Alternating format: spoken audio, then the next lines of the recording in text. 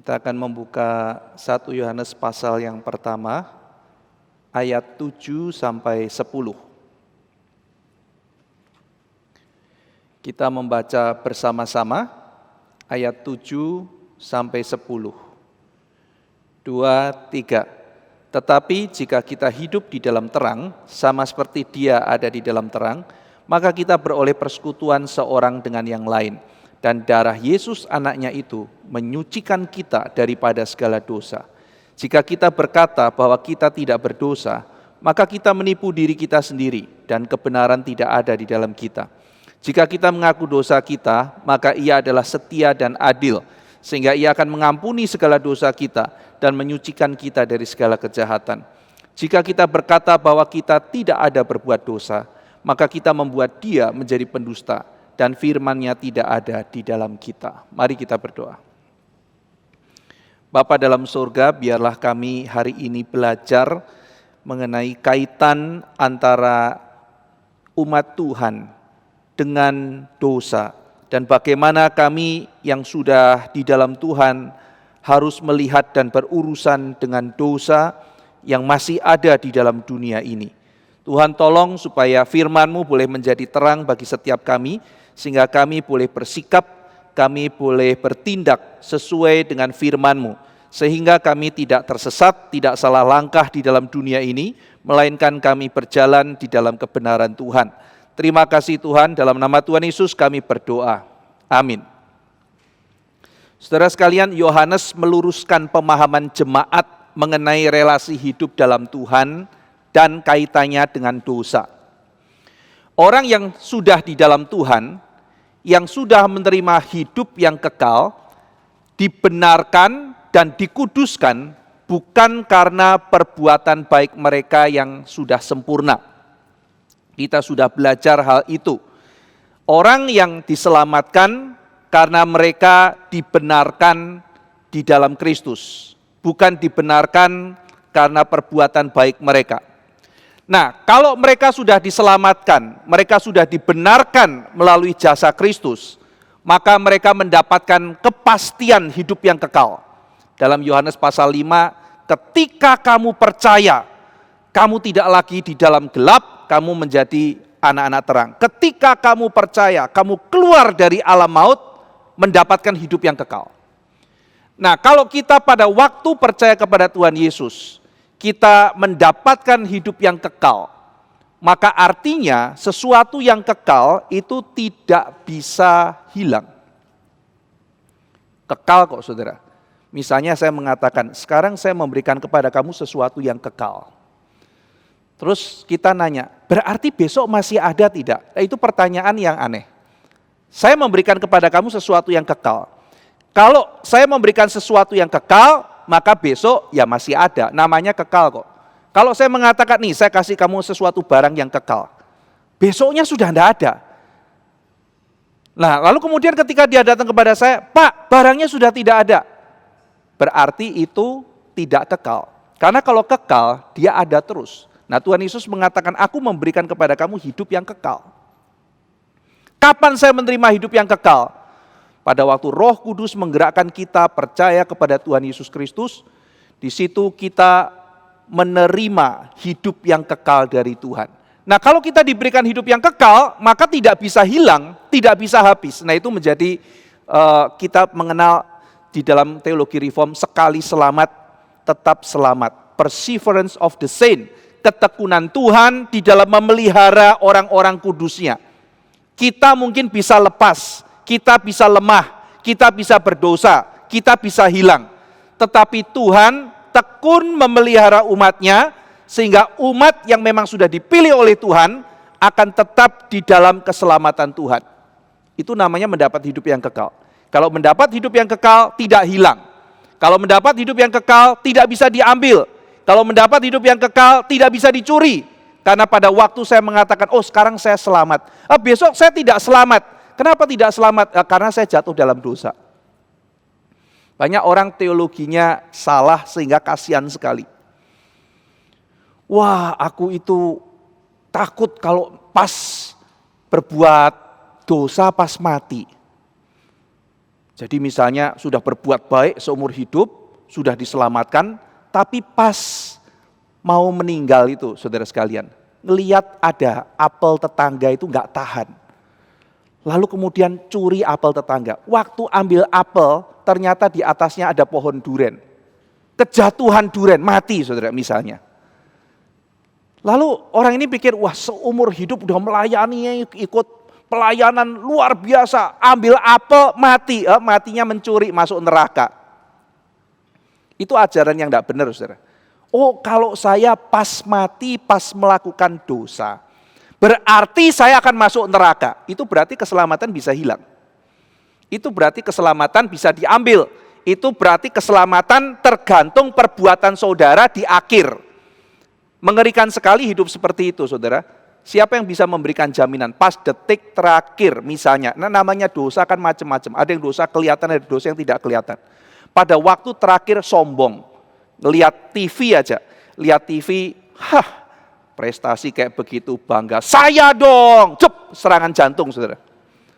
Mati, masuk neraka loh ini. Orang kayak begini, sudah di dalam Tuhan masuk neraka. Tetapi ajaran Alkitab tidak seperti itu. Ajaran Alkitab tidak seperti itu. Anugerah Tuhan diberikan sekali selamat, tetap selamat. Nah ini bisa didiskusikan termasuk adalah dosa-dosa yang bagi teologi tertentu tidak ada pengampunan. Tetapi saya percaya dalam teologi reform ada pengampunan Tuhan. Termasuk adalah dosa bunuh diri. Nah, ini bisa didiskusikan. Tetapi saudara-saudara sekalian, jangan sembarangan ketika mengerti itu. Oh sudah kalau begitu di dalam Alkitab semua dosa bisa diampuni Tuhan. Dan keselamatan tidak bergantung saya terakhir itu lagi berdosa apa tidak. Kalau begitu saya boleh sembarangan bunuh diri. Tentu saja Alkitab mengecam. Tuhan tidak memperizinkan kita menjadi Tuhan atas hidup kita. Kapan saya mau hidup, kapan saya mati, saya ambil sendiri. Tidak bisa. Hidup mati manusia itu adalah haknya Tuhan untuk mengatur. Tugas kita adalah mempertahankan, merawat kehidupan. Itu sebabnya kalau kita sakit, kita berjuang, kita pergi ke dokter. Mahal kadang-kadang kita harus bayar. Kenapa saudara? Karena kita menghargai hidup yang Tuhan sudah berikan kepada kita. Nah saudara sekalian, maka sekali Tuhan memberikan hidup yang kekal, maka hidup yang kekal itu dipelihara oleh Tuhan. Sehingga dengan demikian kita tidak perlu takut, di tengah-tengah jalan saya lalu kemudian karena melakukan sebuah dosa, saya kehilangan seluruh keselamatan saya. Ini saya pernah ditanya oleh satu orang bapak, dia ketakutan sekali. Pak Ivan bagaimana menjaga suci terus? Ya bergantung kepada Tuhan. Tetapi saya bilang sama bapak itu, bapak tidak mungkin sempurna suci terus. Kita hidup dalam dosa. Setiap momen ada dosa-dosa yang mungkin besar, tetapi ada dosa-dosa yang kecil, tapi di hadapan Tuhan tetap dosa. Kita senantiasa hidup membutuhkan pertolongan Tuhan. Wah gimana ya kalau saya mikir pas jahat, tiba-tiba saya mati, saya masuk neraka. Tidak, itu bukan ajaran di dalam kitab suci. Kita diselamatkan bukan karena perbuatan baik kita. Kita diselamatkan bukan karena sudah sempurna, sudah suci. Saya suatu hari tanya seorang anak, sudah terima Tuhan Yesus? Sudah yakin masuk surga? Enggak yakin. Loh, sudah terima Tuhan Yesus, kok enggak yakin masuk surga, kenapa? Saya masih ada dosa Pak Ivan. Oh gitu. Jadi kapan kamu masuk surga? Kalau sudah enggak ada dosa. Menurut kamu, kapan kamu enggak ada dosa? Dia diam gitu ya. Dia membayangkan. Enggak tahu Pak Ivan. Menurut kamu, papa mama kamu sudah lama jadi orang Kristen? Sudah lama Pak Ivan. Masuk surga enggak mereka? Dia diam gitu ya. Kenapa? Papa mama juga masih ada dosa. Lalu saya bilang, Pak Ivan juga masih ada dosa. Dia kaget gitu. Berarti Pak Ivan belum tentu masuk surga. Ya kalau itu ajaran kamu gitu kan ya. Itu teologi kamu. Itu bukan ajaran Alkitab. Saya kasih tahu kamu, tidak ada seorang pun bisa masuk surga. Dia lebih kaget lagi, tidak ada seorang pun, tidak ada. Maka itu namanya anugerah. Saya jelaskan pada dia teologi anugerah. Saudara, anugerah justru bukan karena saya layak, saya sudah sempurna bersih, bukan. Saya dikuduskan, saya disucikan, saya dibenarkan oleh Tuhan. Maka saya mendapatkan tempat dalam kerajaan surga. Nah, kalau saya keselamatannya dijamin karena Kristus. Kalau saya selamat karena saya mengerti sekarang apa artinya anugerah. Anugerah itu sesuatu yang tidak layak diberikan kepada saya. saya tidak layak menerimanya, tapi diberikan kepada saya. Kalau upah, saya kerja, saya dapat gaji, itu upah. Keselamatan bukan upah. Karena saya sudah bekerja keras, Tuhan memberikan upah pada saya. Itu bukan keselamatan dari Tuhan. Keselamatan dari Tuhan adalah anugerah. Berarti saya tidak bekerja, saya tidak layak menerimanya, tapi Tuhan memberikan kepada saya. Itu namanya adalah anugerah. Maka disebut gratia, gratis. Gratis tidak bayar. Orang zaman sekarang kalau bilang gratis selalu kesannya murahan. Tetapi dalam kitab suci gratis itu sesuatu yang diberikan karena kita nggak sanggup bayar. Saudara, kalau zaman sekarang rusak semua ya, semua yang namanya gratis selalu murah. Makin mahal, makin kualitas baik. Kalau harga murah, kualitas baik, orang curiga. Orang curiga. Nah, makanya Paulus sebagai seorang pengkhotbah, dia tidak komersil. Paulus sebagai pengkhotbah, Rasul Paulus, itu tidak pasang tarif, saudara. Tidak menunjukkan, tidak pakai pameran, tidak pakai marketing menunjukkan dia itu hebat. Dia biasa saja, berkhotbah biasa, dia di tengah-tengah jemaat, tidak ada tarif dan sebagainya. Sementara dia harus berhadapan dengan orang-orang yang menyebut dirinya Rasul super apostol. Nah, para super apostol di dalam Korintus itu, mereka itu pakai trik dari berkhotbah sangat teatrikal, sangat retorikal, sangat hebat, dan mereka berani pasang tarif. Nah, saudara, kalau misalnya ya undang orang, wah, undang pembicara itu, oh iya, wah, bookingnya harus 1 tahun sebelumnya loh, oh iya, berapa rate-nya? 150 juta. Kalau yang ini, oh yang itu mah dikasih uang transport juga datang dia gitu. Nah, saudara mulai mikir kan, mungkin yang 150 juta ini boleh, ada duit kok saya kok gitu.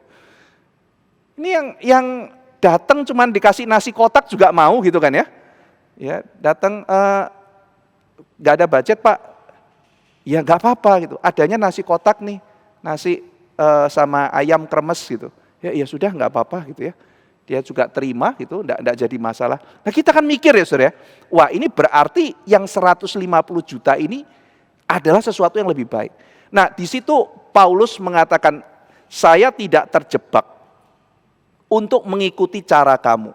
Karena saya dipanggil oleh Tuhan untuk memberitakan Kristus yang tersalib. Saya tidak akan mengikuti gaya teatrikal kamu dan sebagainya, karena yang saya beritakan adalah Kristus.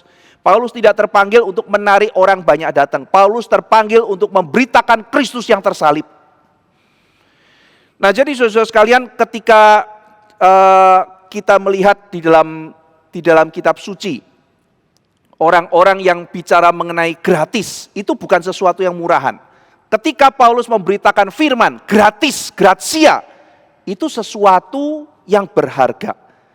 Dibawakan oleh seseorang yang penting, utusan Tuhan yang asli. Gratia, gratis, itu bukan sesuatu yang murahan. Tetapi sekarang yang namanya gratia jadi murahan. Saya pernah pergi jalan ke puncak, itu ada tulisan saudara. Beli villa, gratis makan duren. Ada itu, iya kan? Saudara beli villa, nggak tahu berapa miliar itu ya. Beli villa itu paling nggak 1,5 miliar loh mungkin kalau sekarang ya. Lebih mungkin, saya nggak tahu harga villa. Beli villa, taruhlah ada 2 miliar gitu ya. Beli villa 2 miliar, makan duren saudara. Makan duren, berapa? 50 ribu, 100 ribu gitu ya. Jadi bandingannya itu 2 miliar dengan 100 ribu. Oke lah saudara makan durennya banyak, berapa sih? 1 juta, 10 duren gitu. Ya, kuat makan, tetap 1 juta dibanding 2 miliar. Jadi yang namanya gratis selalu tidak berbanding dengan uang yang kita keluarkan. Sebetulnya itu barang murah sih dibanding dengan yang kita keluarkan. Beli rumah, gratis TV. Aduh, TV berapa? 3 juta. Beli rumah berapa? Saya waktu beli sepeda motor, dapat gratis helm, saudara. Ya, dapat gratis helm. Itu pun tidak full face kan, dengan jaket yang kalau dipakai kita bakal keringetan terus itu, ya kan? Jaket tipis yang keringetan. Tidak mungkin dong saudara, saya dapat helm Arai yang 20 juta, beli motornya 14 juta, helmnya 20 juta, itu tidak pernah saya ketemu gitu. Pak, saya kasih helm merek apa kayak Arai, Soi atau apa ya, yang helm bagus. Ini helmnya 45 juta sendiri, ini dipakai di MotoGP Pak, dibanting juga nggak apa-apa gitu. Oh gitu ya, motornya cuma 14 juta, ya ini namanya gratis, anugerah gitu. Jarang nih seperti itu saudara. Jadi kalau yang namanya beli motor gratis helm, helmnya paling 100.000 atau 200.000.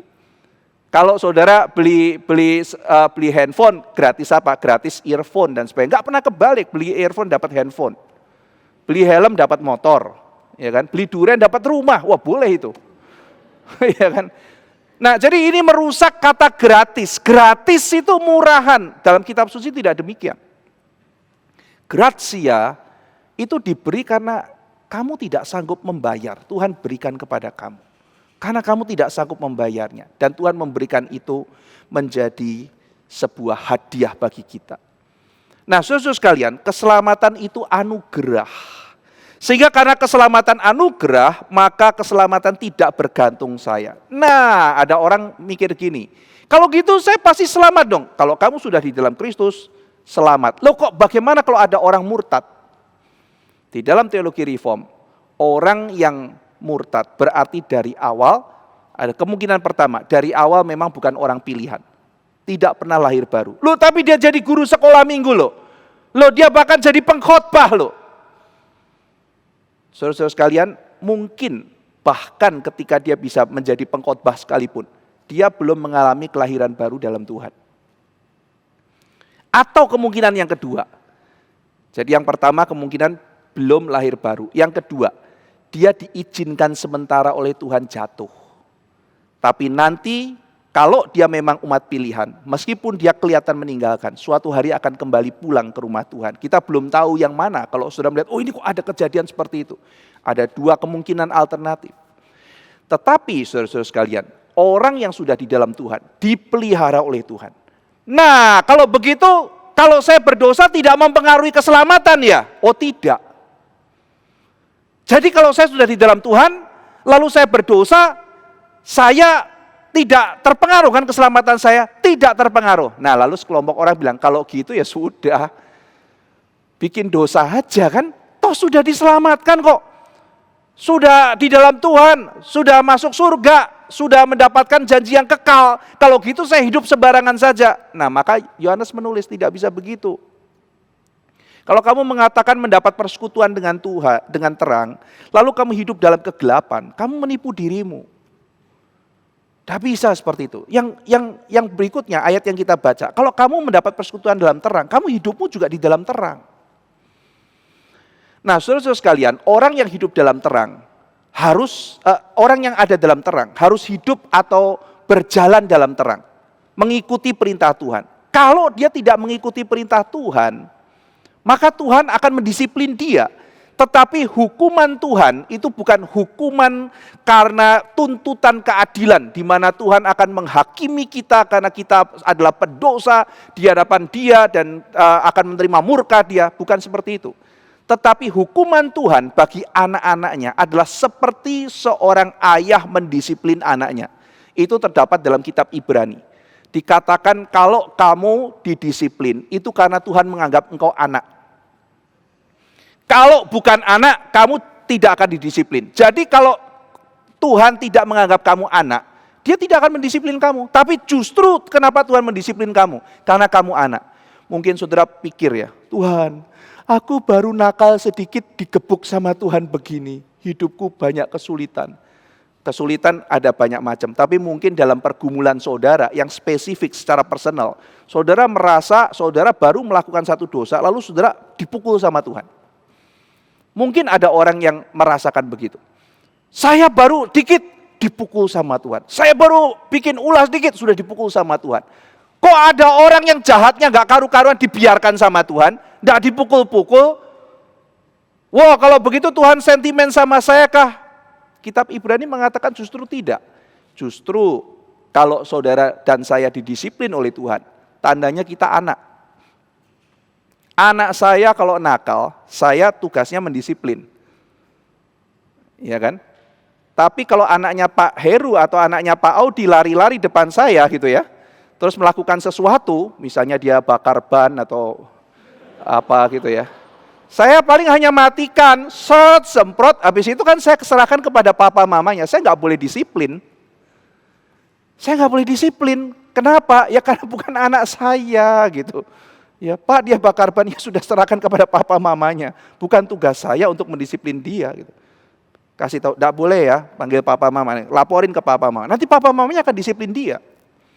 Tapi kalau itu anak saya, bakar ban, ya saya pasti disiplin gitu. Ya, saya pasti akan marah sama dia, saya akan tegur dia, berikan hukuman kepada dia, karena dia anak saya. Nah jadi saudara, di sini Tuhan mengatakan bahwa justru karena kamu anak, kamu didisiplin. Maka ketika kita sudah di dalam Tuhan, kita anak Tuhan, kita berbuat dosa, kita dihukum. Oh bisa seenaknya berbuat dosa. Tidak saudara, Tuhan akan menghukum kita. Tetapi menghukum sebagai seorang ayah menghukum anaknya. Itu sebab Daud mengatakan, lebih baik dihukum oleh Tuhan daripada dibiarkan oleh dia. Nah ini Daud sangat mengerti sekali. Tuhan bilang, Daud kamu berdosa, mau pilih dihukum apa? Mau pilih ini atau itu? Ya, Daud mengatakan terserah Tuhan. Kenapa? Karena dihukum oleh Tuhan jauh lebih baik. Daripada saya dibiarkan oleh Tuhan, lebih baik saya dihukum oleh Tuhan. Artinya saya dianggap anak. Jadi bolehkah saya setelah pasti di dalam Tuhan, pasti diselamatkan, saya boleh berbuat dosa? Tidak. Kamu yang hidup di dalam, kamu yang adalah anak terang, kamu harus hidup di dalam terang. Saudara-saudara sekalian, karena apalagi tujuan hidup kita bukan cuma sekedar masuk surga. Itu bukan tujuan hidup kita, saudara. Tujuan hidup kita adalah memuliakan Allah. Dan dalam dunia masih ada kesempatan hidup, kalau hidup kita penuh dosa, kita tidak bisa mempermuliakan nama Tuhan. Kita tidak bisa berbuah, kita menjadi mandul. Dan kita tidak kuat kesaksian di dalam hati kita. Saya pernah berkhotbah di speak yang lalu mengenai kesaksian Roh Kudus dan kesaksian hati kita. Roh Kudus bersama hati kita sama-sama bersaksi. Kalau saudara hidup kudus, makin mantep. Oh iya, saya sudah di dalam Tuhan. Tapi kalau saudara tidak hidup kudus, makin lama makin malah bertanya-tanya, saya sudah diselamatkan atau belum? Saya anak Tuhan atau tidak? Apalagi ketika saudara mengalami kesulitan. Nah, maka di dalam kitab suci, ujilah dirimu. Maka sanctification atau pengudusan dikaitkan dengan status sebagai anak dan kesaksian Roh Kudus dalam hati. Maka Paulus mendorong kita, ayo hidup kudus, ayo hidup kudus. Sehingga dengan demikian kamu makin mantap. Demikian yang dikatakan Yohanes. Kalau kamu adalah anak terang, kamu harus hidup di dalam terang. Nah, orang yang ada di dalam terang, hidup dalam terang. Tidak boleh berkubang di dalam dosa. Nah, saudara-saudara sekalian, lalu dikatakan mereka yang hidup dalam terang akan dipertemukan Tuhan dengan mereka yang hidup dalam terang juga. Ini ada di dalam ayat yang ke-7. Jika kita hidup dalam terang sama seperti dia ada di dalam terang, maka kita beroleh persekutuan seorang dengan yang lain. Persekutuan seorang dengan yang lain. Saya sudah pernah membahas dalam 2 speak yang lalu mengenai persekutuan dengan saudara seiman yang muncul karena koinonia kita dengan Kristus. Koinonia dengan Kristus membawa kita koinonia dengan Tuhan, ya, dengan Allah Tritunggal. Lalu kemudian dengan Allah Tritunggal kita dipersatukan dengan orang-orang lain yang juga dipersatukan dengan Allah. Maka di sini kita mendapatkan gereja Tuhan. Maka gereja muncul dari persekutuan kita dengan Tuhan. 1 Yohanes pasal 4, nanti kita akan bahas bagian itu ya, masih lama. 1 Yohanes 4 ayat 13. Demikianlah kita ketahui bahwa kita tetap berada di dalam Allah dan Dia di dalam kita. Ia telah mengaruniakan kita mendapat bagian dalam Roh-Nya. Roh Kudus mempersatukan kita masuk ke dalam koinonia dengan Allah Tritunggal. Nah, ini dikatakan kita dalam Allah, Allah dalam kita. Ini dalam teologi disebut double habitation. Double habitation. Allah dalam kita, kita dalam Allah. Ini terjadi di ayat 13 ini karena pekerjaan Roh Kudus, mendapat bagian dalam rohnya. Nah, saudara, maka dalam teologi Agustinus, karakteristik unik dari Roh Kudus adalah komunion atau koinonia. Jadi melalui Roh Kudus kita dipersatukan masuk ke dalam persekutuan di dalam Allah Tritunggal. Nah, maka kalau saudara membaca ya ayat-ayat yang dipakai Agustinus, misalnya 2 Korintus 13 ayat 14. Ini sering dipakai untuk misalnya pendeta memberikan berkat di akhir ya. Kasih karunia Tuhan Yesus Kristus, kasih Allah. Ya, jadi mercy from Christ, ya, kasih Allah, damai atau kasih karunia Tuhan Yesus Kristus, dan persekutuan Roh Kudus. Ya kan? Jadi Roh Kudus kaitannya dengan persekutuan. Allah kasih, Tuhan Yesus Kristus mercy, kasih karunia atau damai sejahtera, menyertai kamu sekalian, persekutuan Roh Kudus. Filipi 2 ayat 1. Jadi karena dalam Kristus ada nasihat, ada penghiburan kasih, ada persekutuan roh persekutuan, ada kasih mesra dan belas kasihan. Jadi Roh Kudus membawa kita mengalami persekutuan, koinonia, secara vertikal dengan Tuhan. Nah, karena orang lain juga mendapatkan persekutuan vertikal dengan Tuhan, terjadi persekutuan horizontal. Maka melalui union with Christ, kita masuk persekutuan satu dengan yang lain. Nah, maka sumbangsih penting dari Agustinus adalah eklesiologi atau doktrin gereja. Itu dikaitkan dengan pneumatologi atau doktrin Roh Kudus.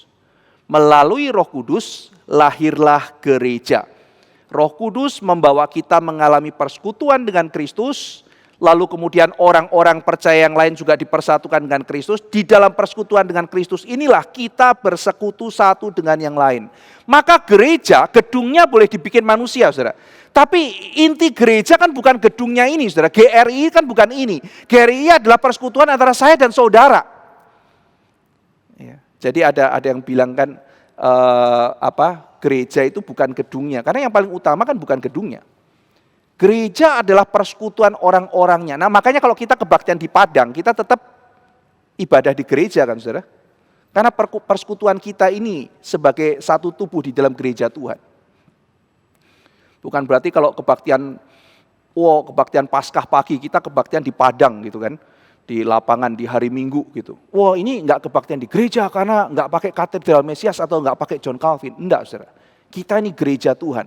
Saya dan saudara dipersatukan. Jadi melalui persekutuan kita dengan Tuhan, Tuhan mempersatukan kita satu dengan yang lain. Eklesiologi dari pneumatologi. Gereja maka bukan dibuat oleh manusia. Gereja itu adalah milik Kristus dan dibangun melalui pekerjaan Roh Kudus. Gereja adalah milik Kristus. Saudara-saudara sekalian, itu sebabnya hidup Kristen yang baru. Saya mendapat persekutuan dengan Tuhan. Saya mendapatkan koinonia dengan Tuhan. Ciri khasnya orang Kristen itu selalu dikatakan kemana mereka pergi, biasanya ada teman di sebelahnya. Jadi ada sebuah tradisi mengatakan ciri khas orang Kristen. Ada yang ngomong, oh orang Kristen tuh kalau dia pergi biasanya ada temannya. Jadi kekristenan itu adalah sesuatu bagi orang-orang Yunani saat itu spiritualitas yang tidak dijalani secara soliter, secara individualis, tetapi sebuah spiritualitas yang dijalankan bersama dengan orang lain. Jadi tidak pergi ke air terjun, lalu bertapa di sana, lalu kemudian sampai malam diam-diam di situ.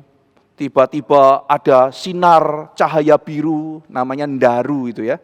Cahaya biru bersinar, lalu kemudian mendapat wangsit, terus jadi orang sakti, masuk ke hutan, makin jadi sakti. Tidak seperti itu. Kalau sudah baca komik Lucky Luke gitu, yang tahun 90-an sih memang ya. Jadi cukup tua, 80-90-an. Tapi saudara bisa googling sekarang Lucky Luke gitu ya, orang yang bisa menembak lebih cepat dari bayangannya sendiri. Nah, kalau saudara familiar dengan komik-komik Prancis gitu ya, biasanya komik Lucky Luke tuh di belakang sendiri itu ada semacam sesuatu gambar terakhirnya tuh dia sedang naik kuda jolly jumper, ya, sedang naik kuda menuju ke arah matahari terbenam. Lalu lagunya adalah I'm a lonesome cowboy and a long long way from home. Itu lagu yang dia nyanyikan. Jadi ya aku ini memang cowboy yang kesepian, aku beraksi sendiri. Lawanku itu Dalton bersaudara itu 4 orang. Tambah anjingnya 1, rintintin 5 gitu ya. Tetapi meskipun Lucky Luke ini berhadapan dengan musuh yang banyak, dia terus sendirian. Dia pergi berkelana sendirian. Kemana-mana sendirian. Ya temannya kudanya itu 1 ya, kudanya yang bisa ngomong. Kemana-mana dia sendirian. Dan di situ dia sendirian menyelesaikan seluruh permasalahan di dataran barat. Kekristenan tidak demikian. Bukan spiritualitas yang bersifat soliter dan individualis. Atau me first mentality, apa-apa saya dulu, apa-apa saya dulu. Tetapi sesuatu kerohanian yang dijalankan bersama-sama. Nah kalau sudah kayak begitu saudara, itu artinya tidak bisa kalau semua maunya saya dituruti. Kalau kerohanian kita adalah kerohanian bersama-sama. Karena kita tidak mungkin hidup berdampingan selama ego kita itu keluar. Kalau ego kita tuh harus diutamakan, kita akan sulit ada bersama-sama dengan yang lain. Kita akan jadi orang yang sulit. Kalau saudara punya teman atau bahkan saudara sendiri, Anda itu sulit bergaul. Ada banyak hal. Saudara, orang itu sangat sulit bergaul dengan orang yang harga dirinya terlalu tinggi. Agak susah. Orang yang harga dirinya terlalu tinggi, itu diajak ngomong selalu tersinggung. Jadi kan orang gak enak ya ngomong sama dia dikit-dikit, menyinggung. Lo ngomong apa tadi? Hah? Coba ngomong apa? Kali ini ngomong apa? Kali ini gak ngomong, tetap salah gitu kan ya.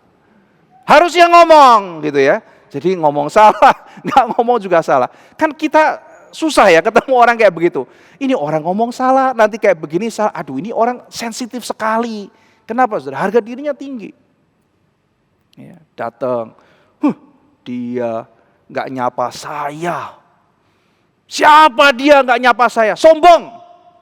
Jadi semua orang mesti sapa dia. Mungkin dia juga orang-orang ini kalau lewat belum tentu dia nyapa semua orang. Tapi ada orang seperti ini, susah sekali. Kita jadi gimana ya ngomong sama dia, dikit-dikit tersinggung, dikit-dikit luka, dikit-dikit merasa terlukai gitu ya. Jadi sangat sensitif. Ini orang yang harga dirinya tinggi. Dia akan sulit berada di tengah-tengah komunitas. Ya, atau orang yang selalu merasa tidak dimengerti. Lu nggak mengerti gua, lu apa? Berarti seluruh dunia harus ngertiin dia gitu. Maka ada isu itu. Kenapa kamu nggak mengerti? Kenapa nggak mengerti? Jadi dia kemana-mana pengen dimengerti. Ini juga orang susah gitu. Aduh, ya kenapa? Karena mentalitasnya saya gitu. Atau seluruh dunia mau dia kontrol. Maka kalau ketemu sama dia tuh ngobrolnya saya begini. Ya kita ini. Yo kalau saya gitu. Waduh, capek sekali gitu ya.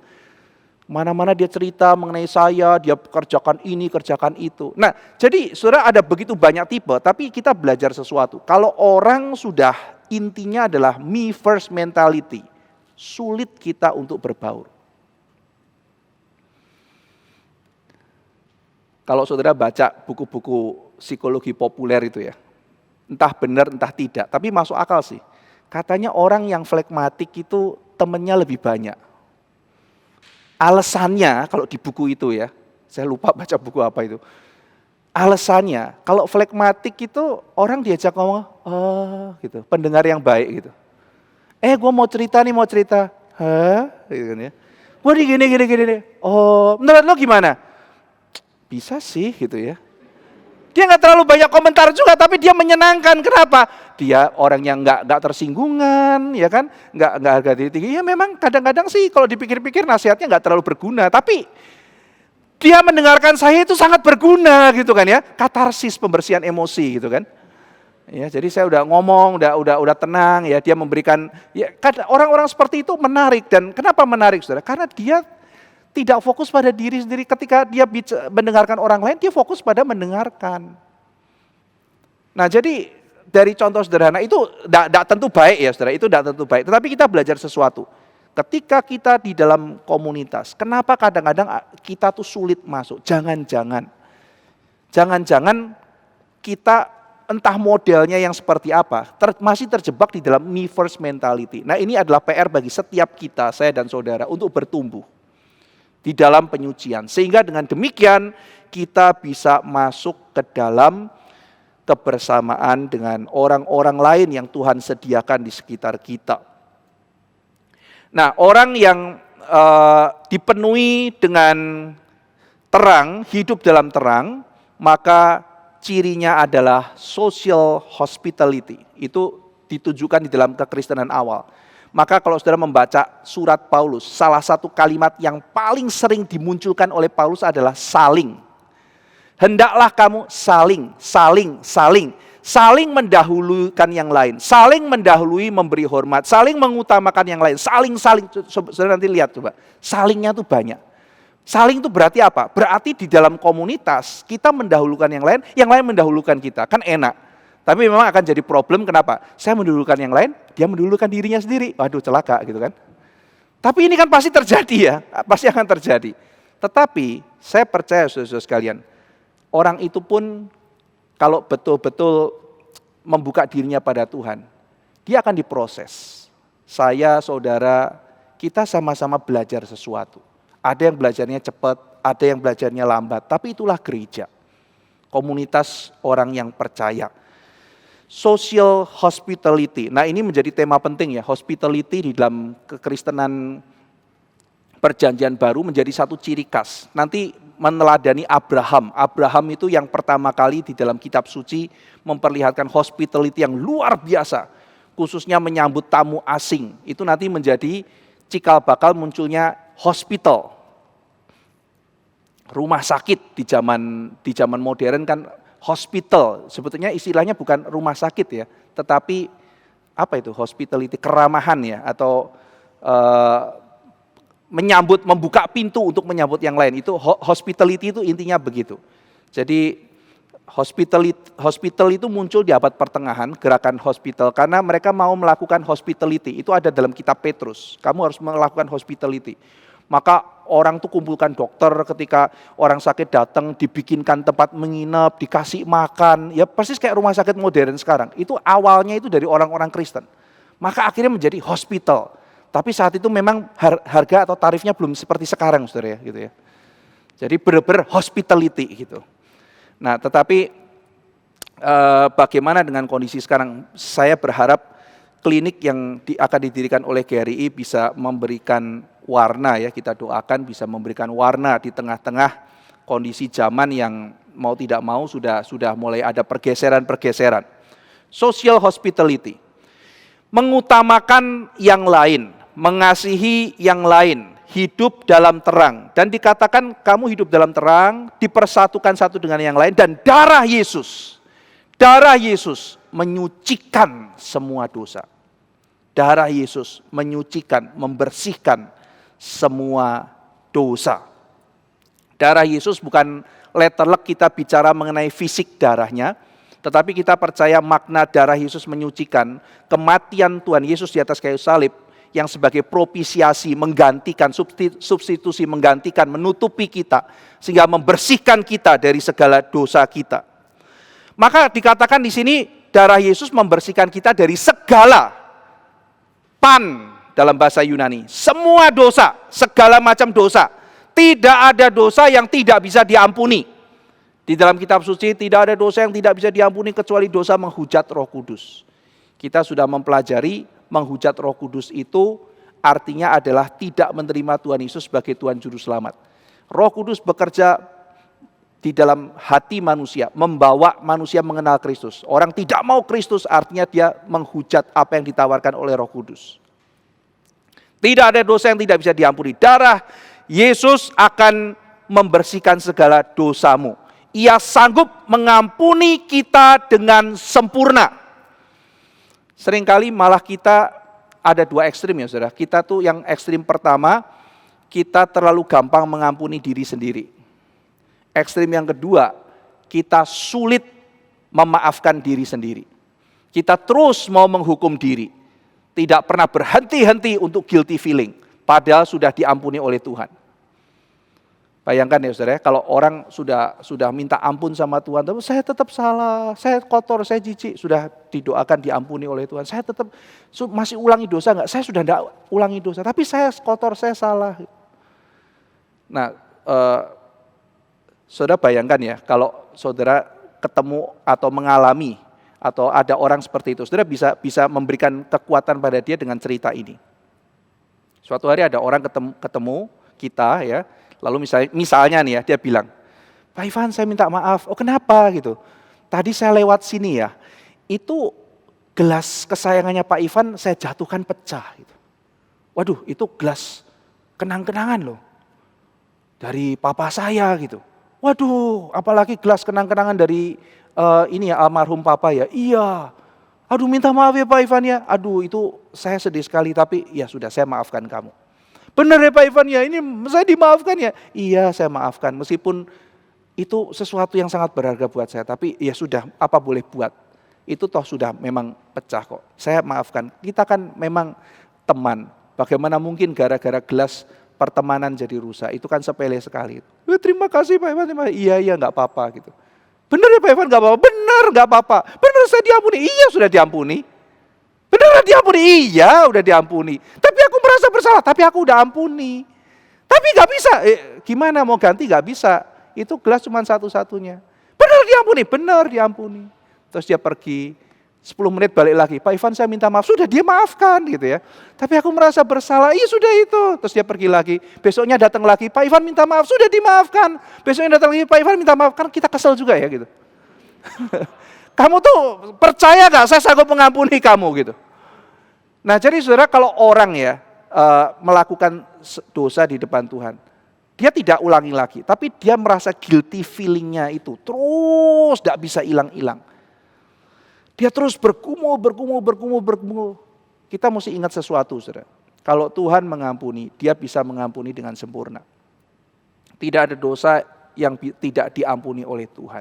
Biar engkau boleh mendapat ketenangan dan kedamaian ya, bagi orang-orang yang tidak bisa mengampuni itu. Nanti kita masuk pada orang-orang yang bebal, saudara. Udah dosa kayak apa juga nggak kerasa gitu kan ya. Tapi ada orang-orang yang sangat oversensitif, terus menghukum diri. Ya. Ada orang pernah ketemu saya bilang gini, Pak Ivan marahi saya. Loh kenapa saya harus marahi kamu? Saya berdosa. Ya tapi saya ceritanya apa aja nggak tahu kok kenapa saya harus marah gitu. Terus dia cerita gitu. Tapi saya nggak marah gitu. Terus dia kesel gitu. Kenapa Pak Ivan nggak marahi saya? Iya, saya mau marah apa enggak kan terserah saya gitu. Kenapa? Karena kemarahan saya tidak menyelesaikan dosamu kan. Dosa kamu tuh yang bisa menyelesaikan Tuhan gitu. Dan ini problemnya adalah dosa berikutnya, bukan dosa yang itu. Dosa berikutnya adalah playing God. Kamu merasa Tuhan tidak menghukum kamu dengan cukup. Kamu mau menghukum dirimu sendiri. Jadi udah playing God. Harus kembali kepada teologi yang benar gitu. Kalau Tuhan tidak menghukum kamu seperti caramu, kamu harus terima juga. Justru itu kesempatan. Ya, banyak orang kan merasa gitu ya saudara. Kok diampuni gampang banget sih sama Tuhan. Sekarang saudara datang mau ini, vaksinasi polio. Dulu kan pernah ada ya kan di Posyandu, kampanye vaksinasi polio. Dulu itu polio itu penyakit yang ini saudara, yang sangat berbahaya. Tetapi semenjak ada vaksinasi polio, wah orang-orang itu sudah tenang ya. Mereka akan banyak terhindar dari penyakit polio. Polio itu yang menimpa kadang-kadang kaki atau apa gitu ya saudara ya. Nah, caranya bagaimana? Saya pernah lihat saudara, itu vaksinasi waktu zaman saya masih SMP, SMA dulu itu katanya datang ke Posyandu, terus kemudian di situ waktu saya nonton itu buka mulut gitu ya, terus kemudian ditetes, pling, iklannya kan juga begitu. Nah, maka Anda tidak kena polio lagi, iklannya begitu saudara. Jadi tinggal buka, rasa jeruk, jangan takut, tetes 1 kali tetes, dan Anda tidak kena polio lagi. Lah kok enak saudara? Mungkin orang yang sudah kena polio jengkel gitu ya. Enak aja gitu. Saya berobat setengah mati ini buka mulut, kling, sudah tidak kena polio lagi gitu kan. Ya, kan nggak mungkin saudara, saya misalnya mantrinya gitu ya. Anak ini Amir gitu ya, anak Amir gitu ya. Buka anak Budi ya, buka plak gitu ya. Terus kemudian saya bilang, enak aja kamu ya. Orang zaman dulu bergumul sama polio, sekarang buka mulut langsung sembuh. Nggak bisa, lari keliling lapangan 10 kali gitu.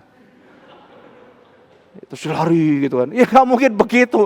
Orang memang faktanya sembuh kok dengan itu kok. Orang faktanya memang terhindar kok.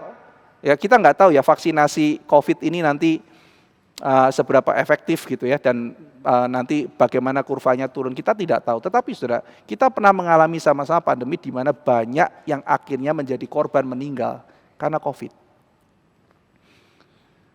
Mungkin ya saudara, anak cucu kita nanti akan suatu hari mendengar sejarah mengenai pandemi COVID, bingung. COVID sampai mati mah, sampai berhenti sekolah. Nih gue lagi COVID sekarang gitu kan ya. Tapi karena mungkin vaksinasinya sudah begitu bagus, ya COVID kayak orang kena flu biasa mungkin. Saya COVID, kenapa sampai lucu ya? Sampai kemana-mana gak berani karena COVID. Emang kenapa mah COVID? Gitu. Itu nanti saudara, sejarah akan seperti itu. Tetapi ketika sesuatu bisa dikerjakan memang dengan kuasa Tuhan, Tuhan mengampuni begitu, kita gak boleh tambah lagi, karena memang begitu.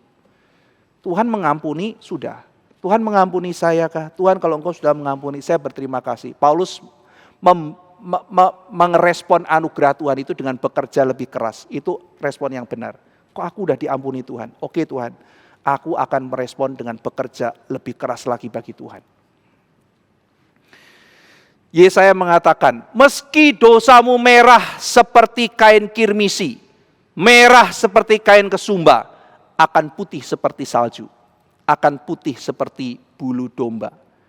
Kalau kamu tuh dosanya merah seperti kain kirmisi, merah seperti kain kesumba, Tuhan bisa ubah jadi putih seperti bulu domba. Saudara, kain kirmisi itu kain yang dicelup double. Jadi ada semacam kayak serangga atau binatang apalah ya, itu diambil cairannya, terus kemudian kain itu ditaruh di situ, saudara, dicelup sekali, terus ditaruh sekali lagi menjadi merah pekat. Nah ini biasanya kadang-kadang bisa merah pekat, bisa ungu, jadi bisa dipakai sebagai jubah raja. Nah jadi merahnya itu pekat sekali saudara.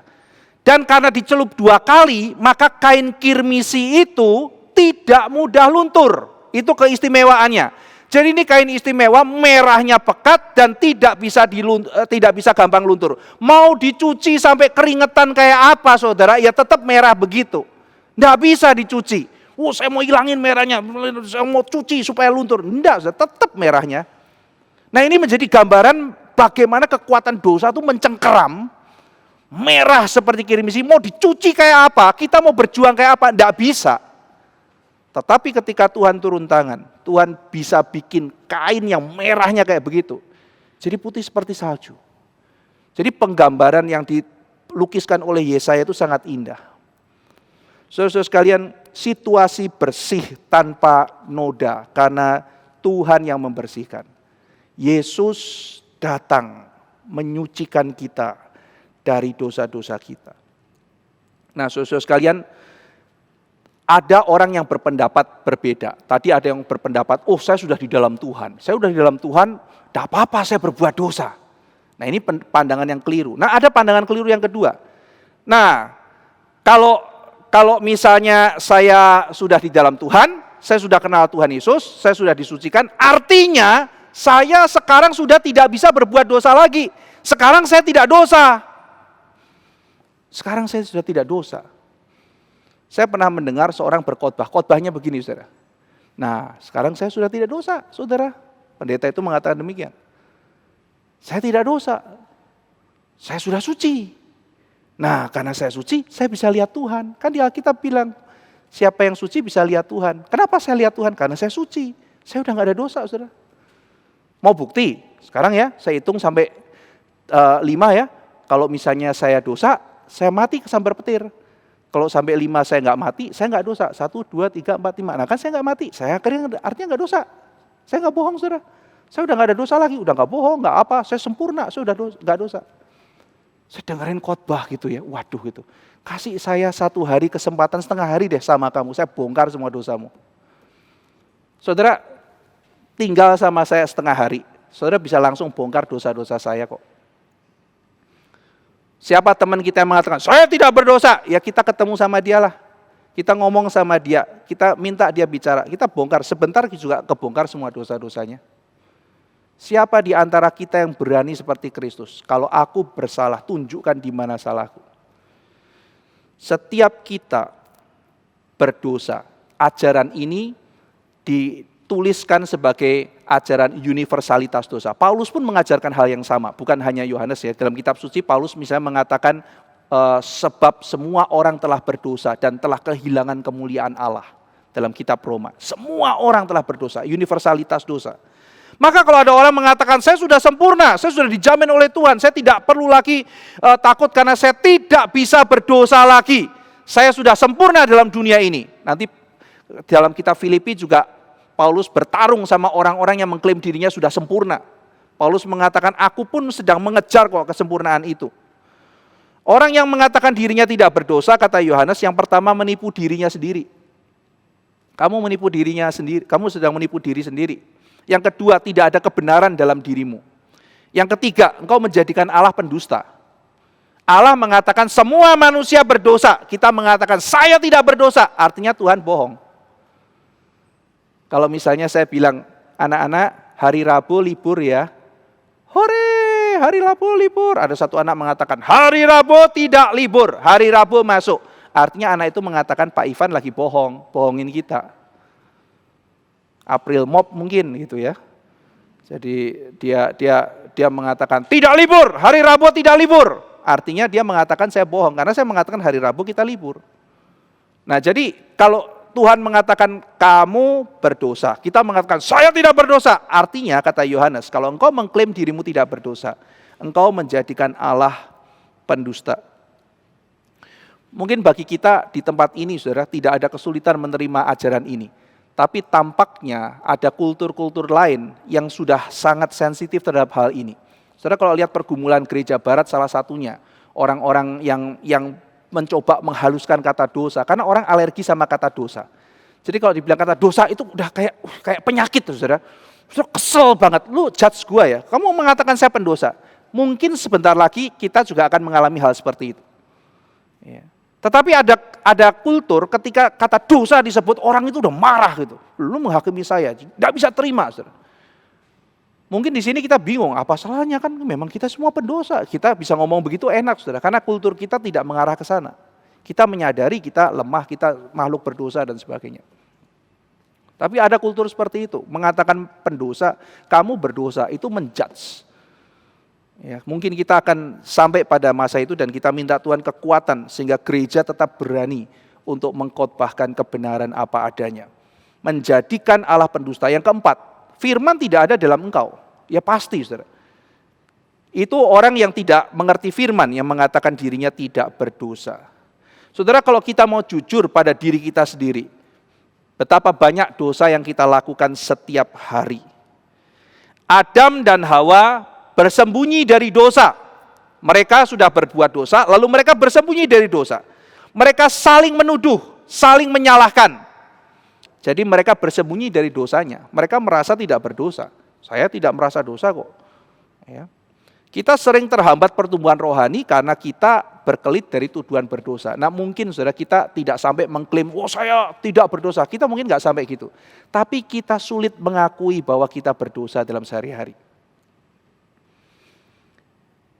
Nah, itu adalah sikap orang-orang yang menipu diri, kata Yohanes. Lawannya adalah ayat 9. Barang siapa yang mengaku dosa, Allah itu setia dan adil. Kita seperti Adam dan Hawa, bersembunyi, menyalahkan keadaan, menyalahkan orang lain, menyalahkan Tuhan, membuat baju untuk menutupi kesalahan kita. Kita tidak mengaku dosa, kita bersembunyi dari dosa. Kita mau mengatakan kita tidak berdosa, bukan kita yang salah. Tuhan mengkontraskan orang yang keras tidak berdosa dengan mereka yang mengaku dosa. Jadi kontrasnya itu, saudara. Kamu mengatakan dirimu tidak berdosa, engkau menipu diri, atau engkau membuka dirimu di hadapan Tuhan mengakui dosa. Pakaian daun ara itu adalah cara manusia menyelesaikan pemberontakan mereka. Oh, saya mau selesaikan dosa saya mau menyelesaikan pemberontakan saya adalah dengan bersembunyi dan membuat pakaian dari daun ara. Itu adalah semacam Injil palsu.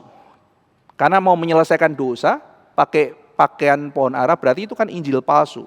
Dan Injil palsu itu adalah Injil kecukupan diri. Maksudnya apa? Saya mau menyelesaikan masalah dengan diri sendiri, tidak perlu Kristus. Injil kecukupan diri, Injil yang tidak memerlukan Kristus. Saya bisa baik, saya bisa selamat di luar Dia. Nah kalau kita lihat Adam ya, kasusnya kan eh, Adam ketika ditanya, kenapa engkau tahu engkau telanjang gitu ya.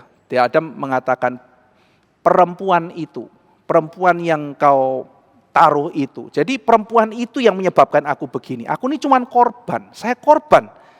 Saya tidak perlu pertobatan radikal, saya tidak perlu engkau Tuhan, saya tidak perlu pengampunan, saya tidak perlu pengakuan dosa, saya cukup menyalahkan perempuan itu. Dan perempuan itu menyalahkan ular dan menyalahkan Tuhan, nanti semuanya. Tuhan yang memberikan Hawa kepada Adam, sekarang Adam menyalahkan Hawa dan menyalahkan Tuhan yang memberikan Hawa kepada dia. Saya tidak perlu salib Kristus, saya tidak perlu pengakuan dosa. Saya tidak perlu perjuangan untuk hidup kudus. Saya cukup menyalahkan keadaan, menyalahkan orang lain, menyalahkan Tuhan, dan tidak ada pertumbuhan. Saudara, ini kita dengar, tapi seringkali ketika kita menghadapi kejadian, kita jatuhnya di situ. Jatuhnya di situ. Ya, tidak peduli orang itu berapa tinggi rohaninya, kalau tidak hati-hati, muternya di situ. Ketika jatuh dalam kesulitan, momen bertumbuh, tidak bertumbuh, kenapa? Karena sibuk saling menyalahkan. Beberapa contoh Injil kecukupan diri. Yang pertama, saya mau menutup dosa dengan jasa. Jadi daun ara itu adalah misalnya jasa. Saya mau tutup dosa saya dengan jasa. Wah, misalnya saya mau masuk sekolah teologi. Ada orang yang masuk sekolah teologi bukan karena ingin melayani Tuhan, tapi kepingin menutup dosa dengan jasa. Jadi hamba Tuhan, atau misalnya melakukan tindakan-tindakan spektakuler, menutup dosa dengan jasa. Yang kedua, mengganti Tuhan dengan pengetahuan akan Tuhan. Ini juga mau menutup sesuatu, menutupi kesalahan. Ya, jadi menutupi kebobrokan diri, bukannya dengan bertobat, terus bertahap untuk makin suci di hadapan Tuhan, tapi menggantikan Tuhan yang dia butuhkan itu dengan pengetahuan akan Tuhan. Pengetahuan saya banyak, nah, maka itu saudara, kadang-kadang orang yang pengetahuannya makin banyak, tapi saudara kalau melihat dalam hidupnya, kok dia nggak hidup dalam terang ya? Rapuh sekali, pengetahuannya begitu banyak, prestasi pelayanannya luar biasa, tapi saudara ketika lihat hidupnya, something wrong, ada sesuatu yang hilang, apa ini gitu. Barangkali itu adalah karena bukan Kristus yang mengisi hidup dia, bukan Roh yang bekerja. Mengganti Tuhan dengan pengetahuan akan Tuhan. Yang ketiga, mengaku dosa, tetapi dengan konteks dosa yang lebih besar dari sekitar. Nah ini tricky sekali, pengakuan dosa seperti ini tricky. Kelihatannya udah lebih mendingan ya, mengaku dosa.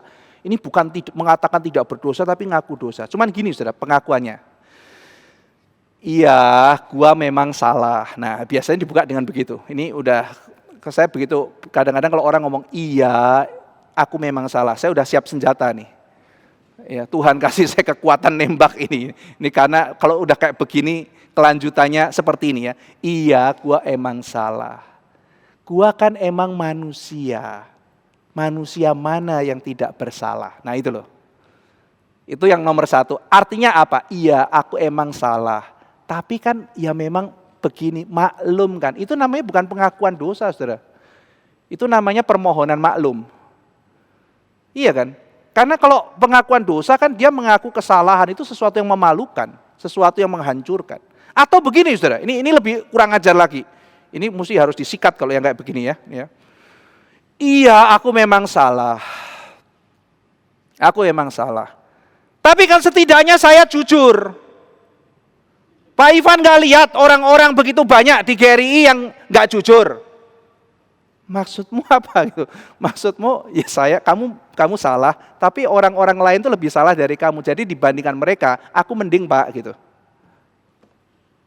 Pak Ivan gak lihat tuh jemaat Pak Ivan, itu banyak yang lebih parah dari saya. Iya, saya memang salah, tapi mereka lebih parah. Ini berarti bukan pengakuan dosa, ini adalah pembenaran diri. Pembenaran diri. Satu pemuda waktu makan, dia bilang sama saya, kok ini saya ketemu temen, dia bilang begini, orang Kristen itu gimana sih, saya ini memang suka berzina. Saya ini suka berzina, itu pengakuan dosa, saudara. Dari nadanya enggak ya. Kalau nadanya kan, saya ini seorang pezina, itu pengakuan dosa. Saya ini memang pezina, tapi saya jujur. Nah, ini kan namanya self-righteous, bukan pengakuan dosa. Banyak orang Kristen enggak berzina sih, tapi mereka munafik. Loh, kok jadi orang Kristen yang enggak salah jadi salah? Kok kamu jadi benar gitu kan? Jadi saudara, ini bukan pengakuan dosa. Saudara jangan gampang tertipu dengan kalimat seperti ini. Dia sedang menyerang justru. Dia memakai kelemahannya dia untuk membalik keadaan. Terus saya bicara sama dia, bilang sama temanmu, dia jujur kan, dia lebih baik. Dia bilang dia jujur, dia suka pergi ke pelacur dan sebagainya. Bilang jujur itu konsisten. Jujur itu di mana-mana jujur. Jadi nanti kalau dia mau nembak pacarnya dia, ya, kalau dia bilang dia belum punya pacar, nanti kalau mau pacaran bilang, aku suka sama kamu, tapi aku juga suka pergi cari perempuan. Mau nggak kamu pacaran sama aku, sambil aku juga cari pacar-pacar yang lain. Kira-kira berani nggak dia ngomong gitu? Bilang, aku mau nikah sama kamu, cuma kamu bukan satu-satunya di hatiku ya, gitu. Karena aku suka yang lain juga. Coba dia berani nggak? Dia bilang benar juga, pasti dia nggak berani ngomong gitu. Iya kan? Dia berani ngomong gitu, kenapa saudara? Dia bilang orang Kristen munafik, dia banyak salah, tutup-tutupi. Iya, karena teman-temannya gitu semua. Justru kalau dia nggak begitu, dia nggak diterima sama temennya. Iya nggak saudara? Kalau saudara temennya tuh narkoba semua, saudara kan ditanya, narkoba nggak lu? Enggak, cemen, nggak narkobaan. Ya anak mami gitu. Tapi aku narkoba, wah ini jagoan men, klub kita, kan begitu. Tapi kalau di tengah-tengah orang yang benar semua, kamu narkobaan ya? Iya, pergi, nanti kita ketularan. Jadi akhirnya karena, aku enggak gitu. Jadi kadang-kadang orang yang jujur bukan berarti dia itu berani. Karena mungkin lingkungannya begitu. Orang Kristen munafik kenapa? Karena lingkungannya seperti itu. Nah jadi sekarang pertanyaannya, terpaksa munafik karena lingkungannya benar, atau jujur karena lingkungannya memang rusak, mana yang lebih baik? Ya dua-dua sih memang sebaiknya diperbaiki gitu kan ya. Tapi kalau disuruh pilih lebih baik, mana lebih, itu mending orang yang munafik karena lingkungannya benar kan, itu kan jauh lebih baik kan saudara. Berarti ada yang benar juga, ada yang mereka benar yang mau perjuangkan. Nah jadi ada orang yang mengaku dosa kelihatannya, tapi konteksnya adalah sebetulnya meletakkan dosanya di tengah-tengah dosa yang lebih banyak. Jadi dosa itu diencerkan. Oh aku kan memang lemah, aku memang pendosa, diencerkan standar. Kalau aku misalnya standarku turun, nggak apa-apa, aku turunin semua standar, jadi aku di atas. Si pendosa pakai cara seperti itu. Yang keempat saudara, menutup dosa dengan menyalahkan. Itu salah satu tindakan yang tadi kita sudah bahas ya di dalam Adam dan Hawa, itu di dalam kitab suci sampai hari ini itu masih terjadi. Kalau saudara masih merasa selalu menjadi korban, apapun ya, memang ada saatnya kita jadi korban, bukan berarti saudara tidak bisa jadi korban. Ada saatnya saudara jadi korban. Tetapi kalau segala sesuatu kita itu merasa jadi korban, kita tidak akan bisa bertumbuh. Ada saat kita, oh ya aku memang korban, aku butuh kekuatan dari Tuhan. Saya pernah membahas dalam sebuah seminar, menjadi korban bukan berarti punya mentalitas korban. Ini dua hal yang berbeda ya saudara. Saudara bisa jadi korban, tapi bukan mentalitas korban. Mentalitas korban itu korban, tidak korban, selalu merasa jadi korban gitu. Tapi kalau orang memang betul-betul korban, mentalnya bukan mental korban, dia bangkit. Ya, mentalitas korban mengasihani diri, menyalahkan yang lain dan sebagainya. Contoh ya, ditanya, kenapa kamu nggak ke gereja? Iya, saya nggak ke gereja karena teman-teman di luar lebih baik dari yang di gereja. Kan nyalain kan? Jadi malas saya di ke gereja gitu kan.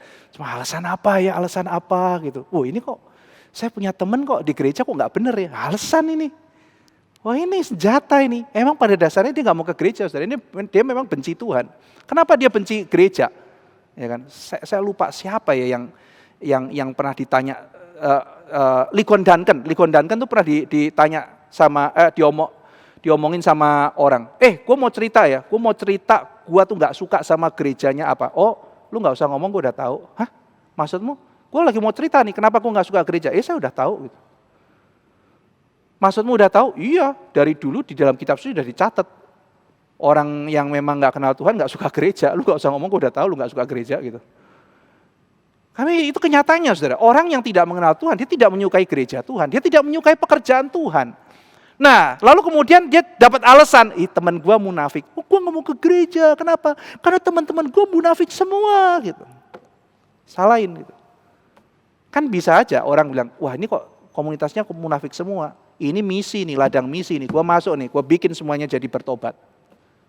Kan bisa seperti itu. Wah kok munafik semua, oke, saya bikin komunitas. Ini paling enggak karena ada saya, orang itu berubah. Itu bisa, orang malah punya jiwa misi seperti itu. Ya. Saya tidak mau hormat sama papa. Loh kok kamu tidak mau hormat sama papa? Itu kan dosa, iya. Aku tidak mau hormat sama papa. Kenapa? Ya karena kakak-kakakku, adikku juga tidak mau hormat sama papa. Loh, kok begitu gitu ya? Jadi karena kakakmu, adikmu tidak mau hormat sama papa, kamu juga nggak mau hormat sama dia. Kenapa seperti itu? Kenapa kamu nggak menjadi yang, kalau begitu saya mau hormat sama papa supaya kakak sama adik saya mencontoh saya. Ya. Saya tidak ke gereja karena munafik. Saya tidak ke gereja karena gereja banyak orang tidak jujur. Saya korban keadaan, saya korban biologis, saya korban salah lahir dan sebagainya gitu. Semua disalahin. Kita nggak akan bertumbuh. Yohanes mengatakan orang benar adalah orang yang mengaku dosa. Barang siapa mengaku dosa, maka Allah itu setia dan adil. Saudara, mari kita belajar untuk berhenti dari alasan-alasan kita di depan Tuhan. Tuhan, aku mau belajar. Aku mau belajar mengaku dosa. Karena salah satu tugas Roh Kudus adalah menyadarkan manusia akan dosa. Jadi kalau kita sadar akan dosa, berarti kita melihat ada pekerjaan Roh Kudus loh dalam hidup kita. Loh, kalau begitu apakah pengakuan dosa itu nggak cukup sekali ya waktu di awal? Kan waktu di awal kita mengaku dosa. Apakah mengaku dosa harus setiap hari? Saya kan sudah diselamatkan. Apa saya masih perlu mengaku dosa seperti itu? Saudara jangan lupa ya. Doa pengakuan dosa sepanjang kitab suci itu juga diucapkan oleh orang-orang rohani. Daniel misalnya, bahkan dia meminta ampun pada Tuhan, bukan untuk dosanya sendiri, untuk dosa bangsanya. Kalau saudara membaca kitab Daniel, dia mengakui dosa bangsanya. Dia sendiri tidak ikutan, tapi di depan Tuhan dia bersyafaat bagi bangsa, dia ngaku dosa. Daniel loh. Daud sudah di dalam Tuhan, jatuh dalam dosa. Dia berdoa mengaku dosa, dia bilang begini, kalau aku simpen dalam hati, waduh itu aku tuh gak bisa tahan. Tapi ketika aku mengaku dosaku di depanmu, aku mendapat kelegaan. Nah maka di dalam bagian itu ya, darah Yesus menyucikan, itu pakai kata katarsis. Itu juga memberikan kelegaan. Tuhan Yesus memberikan kelegaan pada waktu kita mengaku dosa di depan Dia. Saudara, Petrus itu masih bisa berdosa. Maka pada waktu Petrus sedang makan, pada waktu itu Paulus sudah sedang duduk, Petrus datang, rombongan, dia ngelihat, orang tidak bersunat, orang Yunani, Gentile gitu ya. Terus dia duduk agak jauhan gitu, duduk gelak. Jadi kan makannya nggak sama-sama gitu ya. Jadi orang Kristen ngelihat tapi dia agak jauhan. Langsung Paulus berdiri tegur. Munafik Petrus. Petrus nggak marah loh sama Paulus. Jangan tegur-tegur saya. Sama-sama rasul gitu. Enggak loh saudara. Maka dalam suratnya Petrus memberikan salam, ngomong itu surat Paulus banyak tulisan yang baik. Tapi jangan sembarangan ditafsir, bisa bahaya. Jadi dia juga memberikan rekomendasi orang untuk membaca surat-surat dari Paulus. Jadi Petrus pun saat itu berdosa, perlu ditegur sehingga akhirnya boleh kembali kepada Tuhan. Jadi meskipun sekarang kita sudah diselamatkan dalam Tuhan, waktu kita mengaku dosa, maka kita bukan sedang mau menunjukkan poin utamanya mau membongkar-bongkar kesalahan kita, bukan. Poinnya adalah kita makin bertumbuh dalam pengenalan akan kekudusan Allah. Nah makanya kan kita ada doa pengakuan dosa tadi ya, sebelum masuk doa syafaat kita berdoa. Waktu itu kita mau mengakui Tuhan Engkau mulia, Engkau agung. Saya ini orang yang berdosa tapi sekaligus mendapatkan pertolongan dari Tuhan. Sehingga kita datang kepada Tuhan, kita mengaku dosa, kita menunjukkan bahwa Tuhan itu mulia, Tuhan itu kudus. Dan dikatakan Tuhan itu setia dan adil, Dia akan mengampuni kita. Tuhan itu setia, maksudnya apa? Dia tidak ingkar janji. Kalau Tuhan janji mau ampuni, Dia akan ampuni. Tuhan itu setia, Dia tidak pernah berubah setia. Dia tidak pernah berubah, oh aku ampuni dulu, sekarang saya tidak mau ampuni. Tuhan setia, Dia akan mengampuni. Dan Tuhan itu adil. Maksudnya apa saudara adil? Dia bukan cuma sembarangan coret dosa, tetapi Dia adil mengampuni kita karena Dia membayarnya di atas kayu salib. Saudara sekalian, kita tidak dibuang bahkan ketika kita berdosa. Tetapi maukah kita menghampiri tahta Tuhan dengan rendah hati senantiasa mengatakan, Tuhan ampuni dosaku, saya kepingin bertumbuh, saya mau meninggalkan semua yang jahat, makin hari makin suci di hadapan-Mu. Mari kita berdoa. Bapa di surga, ketika kami mengaku dosa, Engkau adalah setia dan adil, mengampuni dosa kami, menyucikan kami. Tuhan tolong supaya kami terus bertumbuh di dalam anugerah-Mu, bertumbuh dalam kesucian-Mu. Tolong kami belajar untuk memeriksa hati kami, mengakui dosa-dosa kami, bertobat dan makin hidup sempurna di hadapan-Mu. Meskipun kami masih bisa berbuat dosa, tetapi pengampunan-Mu selalu tersedia bagi kami. Terima kasih ya Tuhan, dalam nama Tuhan Yesus kami berdoa. Amin.